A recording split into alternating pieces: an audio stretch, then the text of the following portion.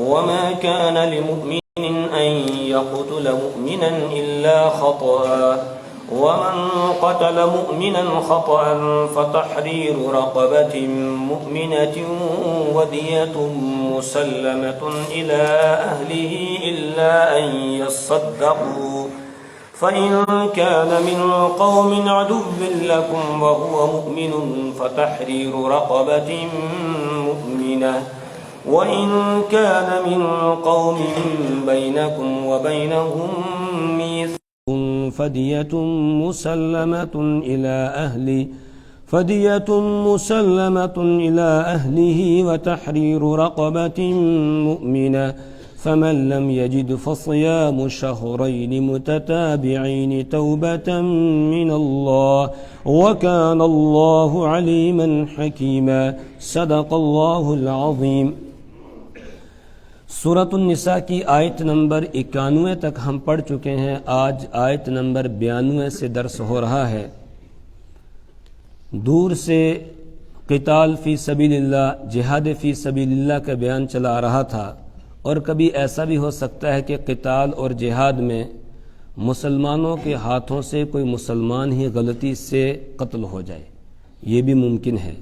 جیسے غزوہ احد کے موقع پر جس وقت مشرکین نے پلٹ کر حملہ کیا تو مسلمان گھبرا گئے اور پھر جو سامنے آ رہا تھا اسی پر تلوار چلا رہے تھے، یہاں تک کہ حضرت حذیفہ ابن یمان رضی اللہ تعالیٰ عنہ کے والد گرامی حضرت یمان رضی اللہ تعالیٰ عنہ وہ مسلمانوں ہی کے ہاتھوں شہید ہو گئے، جبکہ حضرت حذیفہ یہ چلا کے کہہ رہے تھے کہ یہ میرے والد ہیں، یہ میرے والد ہیں، ان کو چھوڑو، لیکن کوئی سن ہی نہیں رہا تھا، اتنا شور ہنگامہ تھا کہ سنائی نہیں دے رہا تھا، تو مسلمانوں کے ہاتھ سے ہی وہ شہید ہو گئے۔ تو اب یہاں اللہ تبارک و تعالی اگر کسی مسلمان کے ہاتھ سے کوئی مسلمان غلطی سے قتل ہو جائے تو اس کا کیا حکم ہے، وہ حکم یہاں سے بیان فرما رہے ہیں۔ سب سے پہلے نمبر پہ بیان فرمایا وَمَا كَانَ لِمُؤْمِنٍ أَن يَقْتُلَ مُؤْمِنًا إِلَّا خَطَأً وَمَا كَانَ لِمُؤْمِنٍ أَن يَقْتُلَ مُؤْمِنًا إِلَّا خَطَأً، مومن کے لیے لائق ہی نہیں ہے، مومن کے لیے یہ ہو ہی نہیں سکتا ہے ان یقتل مؤمنا کہ وہ کسی مومن کو قتل کرے، وما کان لمؤمن نہیں ہے مومن کے لیے ان یقتل کہ وہ قتل کرے مؤمنا کسی مومن کو الا خطأ مگر غلطی سے۔ یعنی یہ بیان کیا جا رہا ہے کہ ایک مسلمان دوسرے مسلمان کو جان بوجھ کر قتل کر ہی نہیں سکتا ہے، یہ ہو ہی نہیں سکتا ہے کہ ایک مومن ہو اور پھر وہ کسی دوسرے مومن کو قتل کر دے، جان بوجھ کر ایسا ہو ہی نہیں سکتا ہے۔ ہاں غلطی سے ہو سکتا ہے، ایسا غلطی کے بغیر جان بوجھ کر ایسا ہو ہی نہیں سکتا ہے۔ اور کیسے ہو سکتا ہے؟ ایک مومن جس کے دل میں، جس کے ظاہری ڈھانچے کے اندر کلمہ شہادت ہے، پھر اس کو کوئی قتل کرے، کوئی دوسرا مسلمان کلمہ پڑھنے والا قتل کرے، ایسا ہو ہی نہیں سکتا ہے۔ قتل تو دور کی بات ہے۔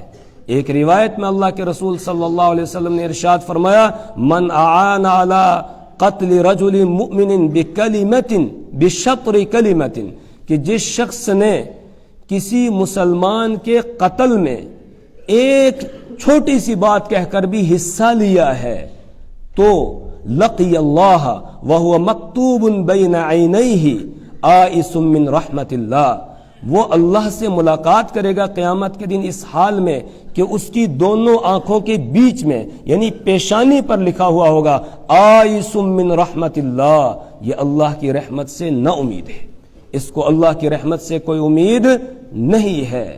بڑے سے بڑا گناہگار شرک اور کفر کے علاوہ ہو، شرک اور کفر کے علاوہ بڑے سے بڑے گناہ کا مرتکب، وہ بھی اللہ کی رحمت سے نا امید نہیں ہوتا ہے، اس کو اللہ کی رحمت سے کچھ نہ کچھ امید لگی ہوئی ہوگی۔ لیکن جس نے کسی مسلمان کے قتل کرنے میں ایک چھوٹی سی بات کہہ کر بھی حصہ لیا ہے تو اس کی پیشانی پر لکھا ہوا ہوگا آئس من رحمت اللہ، یہ اللہ کی رحمت سے مایوس ہے، نا امید ہے، اس کو اللہ کی رحمت کی کوئی امید نہیں ہے، اس کا ٹھکانہ جہنم ہوگا۔ مثال کے طور پر کسی کو جا کر بھڑکا دیا، وہ تیرے بارے میں ایسا کہہ رہا تھا، اس نے کہا اچھا میرے بارے میں ایسا کہہ رہا تھا، اس نے اٹھائی تلوار یا اٹھائی گن اور جا کر سیدھا اس کو مار دیا. تو یہ جا کر جو بھڑکانے والا جس نے کہا، یہ ہے وہ بات کہہ کر حصہ لینے والا، اس کی پیشانی پر لکھا ہوگا آئس من رحمت اللہ، یہ اللہ کی رحمت سے نا امید ہے. یا کوئی مسلمان کے قتل کے در پہ تھا اور اس نے بھی ساتھ دے دیا کسی طریقے سے، تو اس کی پیشانی پر بھی لکھا ہوگا آئس من رحمت اللہ. تو قتل کو تو دور کی بات ہے، جو صرف ایک بات کہہ کر کسی کی چگلی کر کے کسی کو پھنسوا رہا ہے اور پھر اس کے نتیجے میں وہ قتل ہو جاتا ہے، تو اس کی پیشانی پر بھی لکھا ہوا ہوگا آئس من رحمت اللہ. آج اس سلسلے میں ہم کچھ بھی نہیں سوچتے ہیں. کسی کے ساتھ ذرا سی تھوڑی دشمنی ہو جائے بس پھر اس کے خلاف پورا محاذ آرائی کر دیتے ہیں، اور یہاں تک کہ اس کو کیا اس کی نسلوں کو ختم کرنے کا پلان بنا لیتے ہیں. ہم آج مسلمان ایسا کر رہا ہے اس طریقے سے. اور پھر خاص طور سے جو حالات اس وقت دنیا کے چل رہے ہیں، اس میں تو بہت آسان ہے کسی کو مروانا، کسی کو ختم کرانا. بس ایک شکایت تھوڑی سی جا کر دی، وہ ایسا ویسا ہے، بس فوراً اس کو اٹھا لیں گے، مار دیں گے، ختم کر دیں گے. تو اس شخص کی پیشانی پر لکھا ہوگا آئس من رحمت اللہ، اللہ کی رحمت سے مایوس ہے، نا امید ہے. اللہ کے رسول صلی اللہ علیہ وسلم نے فرمایا لا يحل دم امرئ مسلم یشہد ان لا الہ الا اللہ وانی رسول اللہ الا باحدى ثلاث.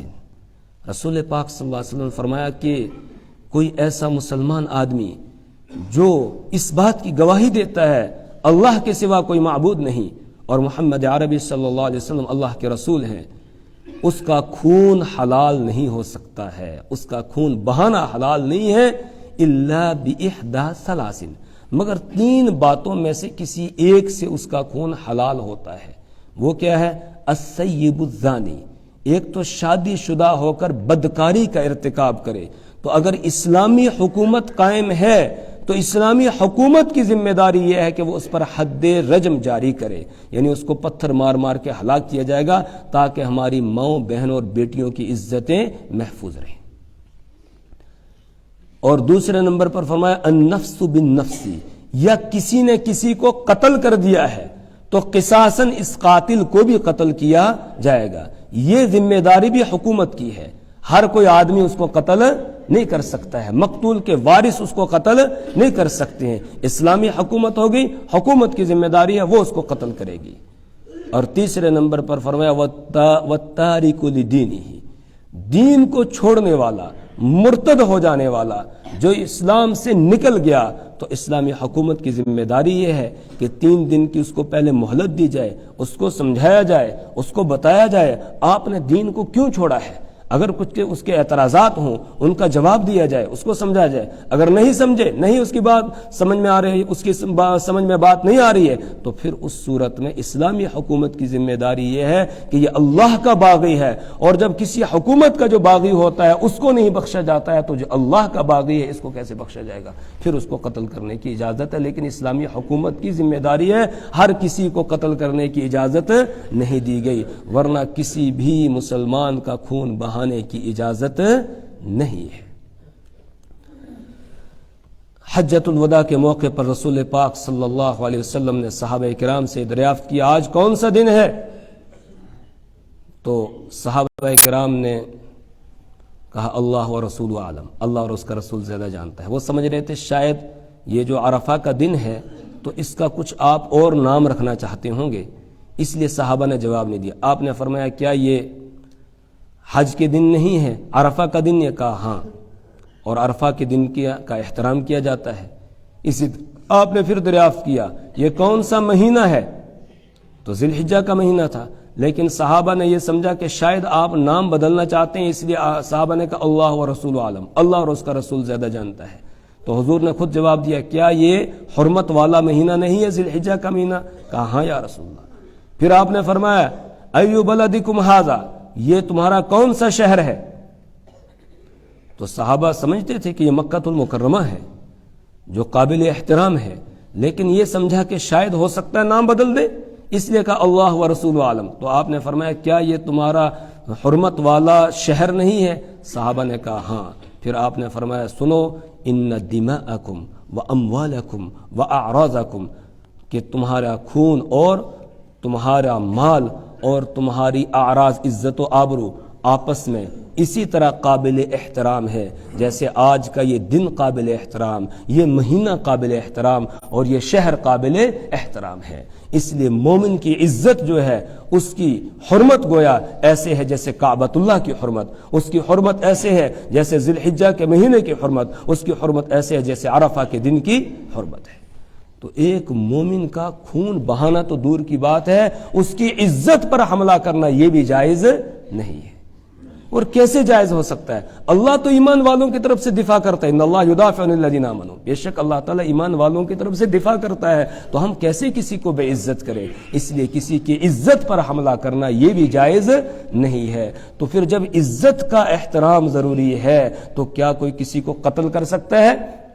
نہیں کر سکتا ہے۔ اس لیے پہلے اللہ نے بیان فرمایا وما کان لمؤمن، کسی مومن کے لیے یہ ہو ہی نہیں سکتا ان یقتل مؤمنا، کہ وہ کسی مومن کو قتل کر دے، الا خطأ، مگر غلطی سے۔ غلطی سے ہو سکتا ہے۔ غلطی سے کیسے ہو گیا؟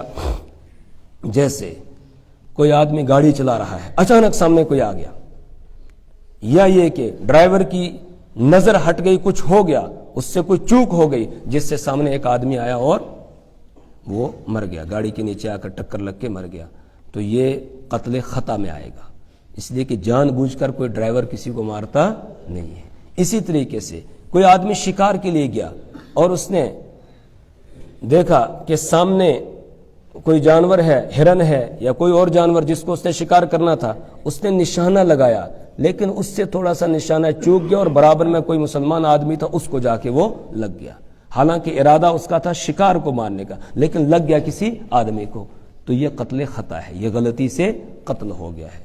یا اسی طریقے سے کسی نے نشانہ لگایا، دور سے اس کو دکھائی دے رہا تھا کہ شاید کوئی جانور ہے جھاڑیوں میں، لیکن تھا وہ کوئی بندہ اور اس کو جا کے لگ گیا، تو یہ قتل خطا ہے، یعنی غلطی سے قتل ہو گیا۔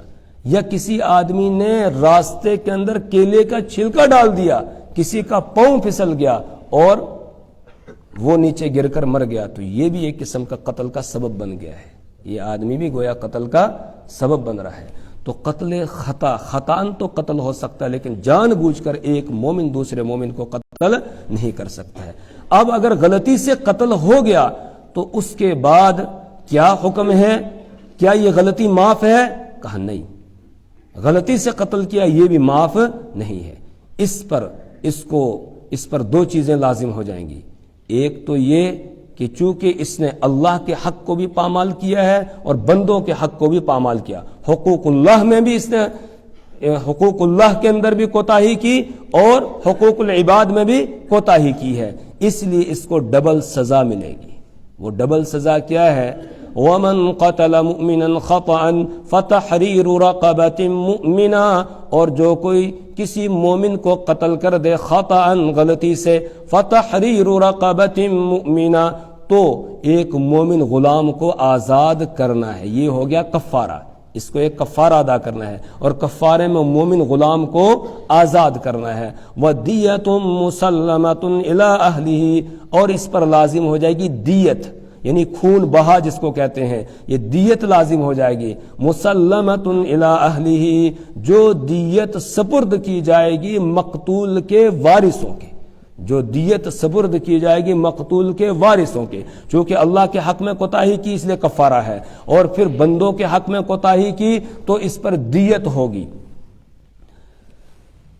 یہاں رک کر ایک بات بتاتا ہوں کہ لوگ کہتے ہیں اسلام لوگوں کو غلام بناتا ہے۔ اب بتائیے، دیکھیے اسلام تو غلامی سے نکالنے کے لیے بہانے تلاش کرتا ہے کہ کسی سے غلطی سے قتل ہو گیا، اب کہا غلام کو آزاد کرو، کفارے کے طور پر غلام کو آزاد کرو، اور پھر رسول پاک صلی اللہ علیہ وسلم نے بخاری شریف میں روایت ہے غلاموں کو آزاد کرنے کی اتنی فضیلت بیان کی، حضرت ابو ہریرہ رضی اللہ عنہ بیان فرماتے ہیں رسول پاک صلی اللہ علیہ وسلم نے ارشاد فرمایا ایما رجل اعتق امرا مسلما، کہ جس آدمی نے کسی مسلمان غلام کو آزاد کیا تو استنقذہ اللہ تبارک و تعالی عضوم بکل عضو منہ عضون، اللہ تبارک و تعالیٰ اس آزاد کرنے والے کے ایک ایک عضو کو غلام کے اعضاء کے بدلے میں جہنم سے آزاد کر دے گا۔ یعنی جو آدمی کسی غلام کو آزاد کرے گا خرید کر، تو اللہ تعالیٰ اس کے جسم کے اعضاء میں سے ایک ایک عضو کو غلام کے اعضاء کے بدلے میں جہنم سے آزاد کر دے گا۔ حضرت سعید مرجانہ رحمہ اللہ یہ بیان کرتے ہیں کہ میں اس حدیث کو لے کر حضرت امام زین العابدین رحمہ اللہ کے پاس گیا، تو ان کو میں نے یہ حدیث سنائی۔ ان کا ایک غلام تھا، فوراً انہوں نے اس کو آزاد کر دیا، اور اس غلام کی تھوڑی دیر پہلے ان کو قیمت مل رہی تھی 1000 دینار۔ 1000 دینار قیمت اس کی مل رہی تھی۔ کوئی خریدنے کے لیے آیا تھا لیکن انہوں نے بیچا نہیں تھا، اور اب جب حدیث سنی، حدیث سنتے ہی فوراً انہوں نے اس کو آزاد کر دیا۔ اور 1000 دینار معلوم ہے کتنا ہے؟ 1000 دینار یعنی سونے کے 1000 روپے، اور سونے کے 1000 روپے کا جو وزن ہوتا ہے وہ کتنا ہے؟ 4 کلو 374 گرام سونا ہے۔ 4 کلو 374 گرام سونا 1000 دینار کا وزن بنتا ہے۔ یعنی 1000 دینار جتنے وہ 1000 دینار میں یہ روپے آئیں گے سونے کے، ان کو اگر تولا جائے تو وہ 4 کلو اور 374 گرام سونا بنتا ہے۔ تو گویا اتنی قیمت ان کو مل رہی تھی، اور انہوں نے پھر بھی اللہ کے راستے میں اس کو آزاد کر دیا۔ اور کئی صحابہ تو ایسے تھے جنہوں نے 1000 غلاموں کو آزاد کیا ہے۔ تو اسلام بہانے ڈھونڈتا ہے انسانوں کو غلامی سے نکالنے کے لیے، اور پھر رسول پاک صلی اللہ علیہ وسلم نے خاص طور سے غلاموں کے حقوق بیان کیے، کہا یہ تمہارے بھائی ہیں، لہٰذا جو تم خود کھاؤ ان کو کھلاؤ، جو خود پہنو ان کو پہناؤ۔ اسی لیے حضرت ابو ذر غفاری رضی اللہ تعالیٰ عنہ کے پاس سے ایک آدمی گزر رہا تھا، انہوں نے دیکھا کہ جو کپڑے حضرت ابو ذر غفاری رضی اللہ تعالیٰ عنہ نے پہنے ہیں وہی ان کے غلام نے بھی پہنے۔ تو کسی نے پوچھا کہ غلام کو بھی آپ نے بالکل اپنے برابر رکھا ہے؟ کہا ہاں، رسول پاک صلی اللہ علیہ وسلم نے ارشاد فرمایا تھا کہ تم ان کو ویسے کپڑے پہناؤ جیسے خود پہنتے ہو، ویسے کھلاؤ جیسے خود کھاتے ہو۔ اس لیے کہا کہ ہم کیا ہیں؟ برابر ہیں۔ تو اسلام نے مساوات کی تعلیم دی ہے۔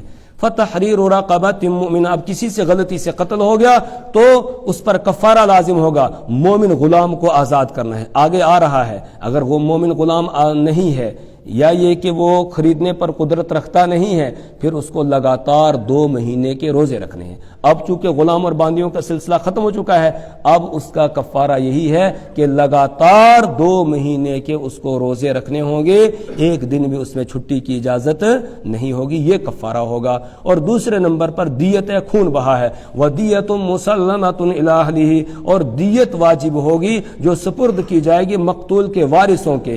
دیت کتنی ہے؟ 100 اونٹ۔ 100 اونٹ جو ہے وہ قاتل کی طرف سے مقتول کے وارثوں کو دیے جائیں گے، یہ ہے دیت۔ یا 1000 دینار دیے جائیں گے، یا پھر 10,000 دراہم۔ رسول پاک صلی اللہ علیہ وسلم اور آپ کے بعد خلفاء کے زمانے میں جو دیت ادا کی جاتی تھی وہ یہی 3 چیزوں سے، یا تو اونٹوں سے، یا سونے سے، یا چاندی سے۔ اونٹ 100 دیے جاتے تھے، اور اگر چاندی دے رہے ہیں تو 10,000 دراہم، اور اگر سونا ہے تو 1000 دینار۔ 1000 دینار میں نے ابھی بتایا کتنا بنتا ہے؟ 4 کلو 374 گرام، یہ دیت ہوگی۔ گویا ایک مومن کی جان کی قیمت اللہ نے کتنی لگائی ہے جی؟ 4 کلو 374 گرام۔ اسی طرح اگر چاندی ہے تو وہ 10,000 دراہم، اور 10,000 دراہم جو ہے اس کا کتنا بنتا ہے؟ 30 کلو 618 گرام چاندی۔ 30 کلو 618 گرام چاندی، یہ 10,000 دراہم کا وزن بنتا ہے۔ تو لہٰذا اتنی جو ہے وہ رقم دے دے، یا اتنی چاندی خرید کر اس کو دینی ہوگی، یہ دیت ہے۔ تو وَدِيَةٌ مُسَلَّمَةٌ إِلَىٰ أَهْلِهِ، اور دیت ہوگی جو سپرد کی جائے گی اس کے وارثوں کے۔ إِلَّا أَن يَصَّدَّقُوا، مگر یہ کہ مقتول کے وارث صدقہ کر دے، یعنی وہ اگر معاف کرنا چاہے تو معاف بھی کر سکتے ہیں۔ مقتول کے وارث وہ اگر معاف کرنا چاہیں قاتل کو کہ غلطی سے ہو گیا، اس سے سمجھ گئے وہ کہ جان بوجھ کر اس نے قتل نہیں کیا ہے، غلطی سے ہو گیا ہے، تو اب اگر وہ معاف کرنا چاہیں تو شریعت ان کو اجازت دیتی ہے کہ وہ معاف کر دیں، اور اجازت ہی نہیں دیتی ہے بلکہ ترغیب دیتی ہے مقتول کے وارثوں کو کہ وہ معاف کر دیں، یا کچھ کمی کرنا چاہیں تو کمی کر دیں۔ اس لیے لفظ استعمال کیا صدقوا الا ان یصدقوا، مگر یہ کہ وہ صدقہ کر دیں، مطلب اگر یہ معاف کر دیں گے تو ان کو صدقے کا ثواب اللہ تعالی عطا فرمائے گی۔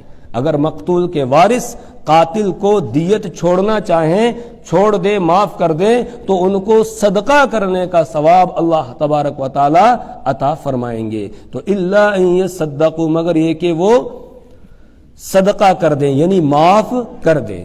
اچھا، یہ جو دیت ہوگی، کیا جو قاتل ہے اسی کے ذمے ہے کہ وہ ساری دیت ادا کرے؟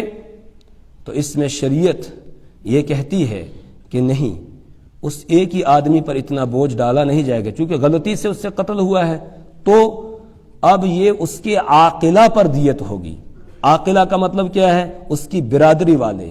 اسی طریقے سے وہ جس کمیونٹی سے تعلق رکھتا ہے، جس یونین سے تعلق رکھتا ہے، تو اس کے جو لوگ ہوں گے وہ مل کر اور خون بہا اتنا ادا کریں گے، اس کی برادری والے بھی۔ اور اسی طریقے سے مثال کے طور پر وہ ڈرائیور تھا اور ایکسیڈنٹ میں کسی کی جان چلی گئی، تو جتنے ڈرائیور اس کے ساتھی ہیں، اس کے ساتھ تعلق رکھنے والے، وہ سب بھی مل کر جو ہے، اور اس کی برادری والے مل کے، اور پھر وہ اتنی رقم اکٹھی کریں گے اور مقتول کے وارثوں کو دے دیں گے۔ اس کو عاقلہ کہا جاتا ہے۔ تو عاقلہ پر یہ دیت واجب ہوگی۔ عاقلہ پر کیوں واجب کی گئی؟ تاکہ وہ دھیان رکھیں کہ کوئی بھی اس طرح کی غلطی آگے کرنے نہ پائے، تاکہ دوبارہ کوئی اس طرح کی غلطی نہ کرنے پائے۔ اگر نشانہ بھی لگا رہا ہے تو بڑے سوچ سمجھ کر، گاڑی بھی چلا رہا ہے تو بڑے سوچ سمجھ کے۔ کیوں؟ اس لیے کہ پتہ ہے کہ پھر اتنا جو ہے وہ جرمانہ دینا پڑے گا، اتنی دیت ادا کرنی پڑے گی۔ اس سے آگے انشاءاللہ کل پڑھیں گے۔ اللہ سے دعا کریں پروردگار ہمیں اپنی کتاب کی سمجھ اور فہم عطا فرمائے۔